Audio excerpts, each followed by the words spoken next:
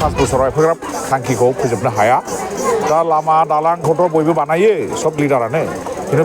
बेखौ अनगायै जोंहा मोनसे सामाजिक समस्या जाना फैबाय बे जाहैबाय जोंनि गामिनिफ्राय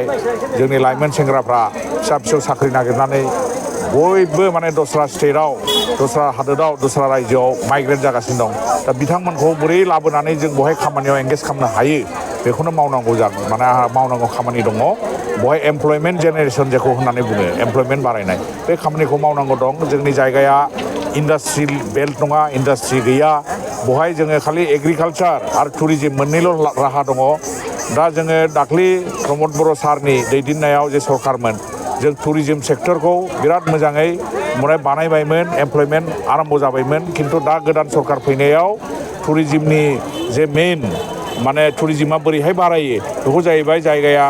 खुब सान्थि थानांगौ दा बे असान्थि एसे जाफिननायखाय दा जोंनि टुरिजिम सेक्टर एसे बारायनाया बे एसे बन्द जाफिनबाय दा बेखौ जों बोरैहाय आरो बानायफिननो बोरै सान्थि लाबोफिननो बेनो आंनि थांखि इसिबां बेरायबाय दासिम आङो बिराद मोजां मोनसे सिगनाल मोनदों रायजो राजाफोरनिफ्राय खारन जोंनि केम्पेइना जाकजमक नङा जोङो बारासिन बारा जोङो पाब्लिकफोरनि गेजेराव फिसा फिसा मिटिं सोरनिबा न'आव हाबदों बबेबा सुब्बायाव कयेक घर लानानै मिटिं खालामदों थारमाने बिदि खालामबा बे रायजोफोरनि माने एकदम बिखायाव हाबनो हायो आरो बिथांमोनाबो गावसिनि खोथाफोरखौ होनो जोङो आगोलबो बिराद गिदिर गिदिर मिटिं खालामदोंमोन बे मिटिङाव खिन्थु आं जा एक्सपिरियेन्स आरोखि बहाय माने पाब्लिकफ्रा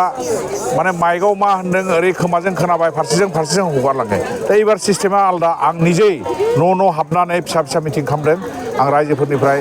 बिराद मोजां रेसपन्स मोनदों बिथांमोननि आसल समस्या माखौ लानानै माने बिसोर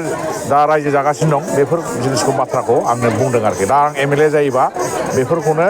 आङो बोरैहाय माने बिथांमोननि प्रब्लेमखौ सल्भ खालामनो हायो बेखौ नाजागोन आङो नङा बे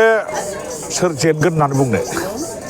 बेथ' रावबो खुनु केन्डिडेटआ बुङा जे आं जेनसिगोन होननानै दा बिथाङा बे हिसाबैनो देरहागोन होनना बुंदों दा रिजाल्टआ रायजोफ्रासो होगोन आरो नोंथांमोना